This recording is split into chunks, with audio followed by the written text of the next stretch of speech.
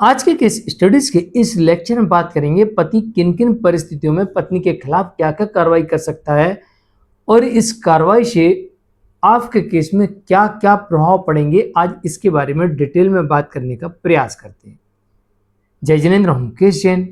Video को like और share कर दीजिए और इस तरह के जजमेंट्स का पैकेज पाने के लिए जिसमें लगभग आपको 200 जजमेंट्स मिलते हैं अन्य किसी जानकारी के लिए दिए गए नंबर पर आप हमें संपर्क कर सकते हैं। देखिए, पति भी पत्नी के विरुद्ध केस कर सकता है। ऐसा बिल्कुल नहीं कि सिर्फ पत्नी ही पति और उसके परिवार वालों के विरुद्ध मामला दर्ज करवा सकती है। यहां तक कि पति पत्नी के साथ साथ उसके दोस्तों, सहयोगियों, रिश्तेदारों, परिवार वालों, बॉयफ्रेंड या उसका एक्स हस्बैंड ही कहेंगे उसको, या ये कहेंगे हाँ कि हाँ एक्स हस्बैंड ही कह सकते हैं, नया हस्बैंड, यानी कि उसने विदाउट डिवोर्स दूसरी शादी कर ली तो भी आप उसके ऊपर केस कर सकते हैं। अब कौन कौन से केस किन परिस्थितियों में होते हैं, चलिए आज यही समझने का प्रयास करते हैं। इसलिए इस लेक्चर को पत्नी भी ध्यान से समझे और पति भी ध्यान से समझे। नंबर 1, झूठे दहेज केस, घरेलू हिंसा के गंभीर आरोप लगाकर केस करना। अगर पत्नी पति और उसके परिवार के लोगों के ऊपर झूठे, बेबुनियाद, गंभीर, चरित्र को हनन करने वाले, मानसिक पीड़ा देने वाले, आर्थिक नुकसान कराने वाले ऐसे ऐसे गंभीर आरोप लगाकर पति और उसके परिवार के ऊपर झूठे आरोप लगाकर केस करती है, तो ऐसे में पति की तरफ से पहला केस आ सकता है मानहानि का। दूसरा केस आ सकता है, जब ये केस डिसमिस हो जाएगा तो झूठे केस में फंसाने के आरोप में आपराधिक मामला आ सकता है, और झूठे सबूत दिए तो केस के दौरान भी आपराधिक मामला आ सकता है। नंबर 2, अगर पत्नी जानबूझकर झूठे आरोप लगाकर पति और उस परिवार को झूठे केस में फंसाती है, तब भी आप यही कार्रवाई कर सकते हैं जो मैंने अभी बताया। नंबर 3, मानसिक प्रताड़ना। किस तरह की हो सकती है प्रताड़ना, समझिए ध्यान से।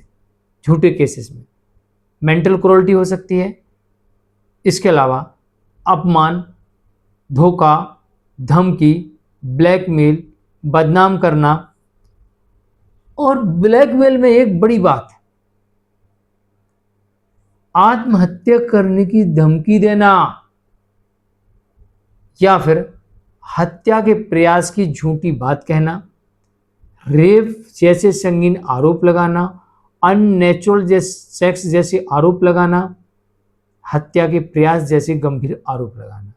अगर ऐसे झूठे आरोप लगाए जाते हैं या फिर कोई षड्यंत्र रचा जाता है, आपके ऊपर हमला किया जाता है, आपके साथ मारपीट होती है, आपके शरीर को नुकसान पहुंचाया जाता है, या फिर आपके साथ शादी के बाद धोखाधड़ी की जाती है, आपके घर में चोरी की जाती है, आपके घर में तोड़फोड़ की जाती है, या फिर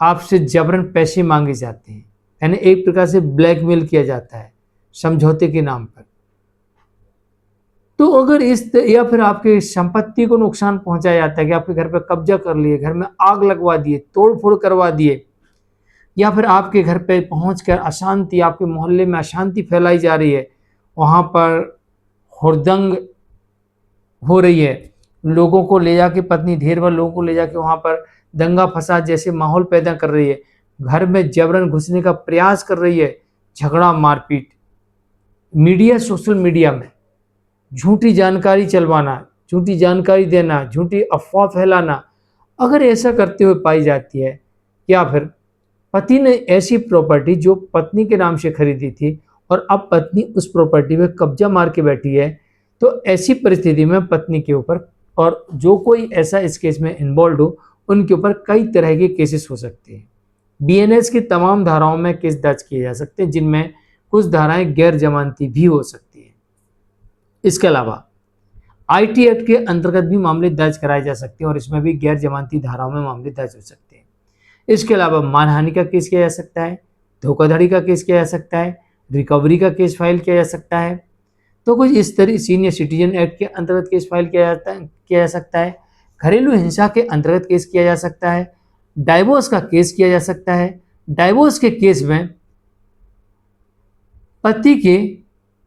पत्नी के बॉयफ्रेंड को पार्टी बनाया जा सकता है, और इसके अलावा बीएनएस में भी बॉयफ्रेंड को पार्टी बनाया जा सकता है, तमाम लोगों को पार्टी बनाया जा सकता है।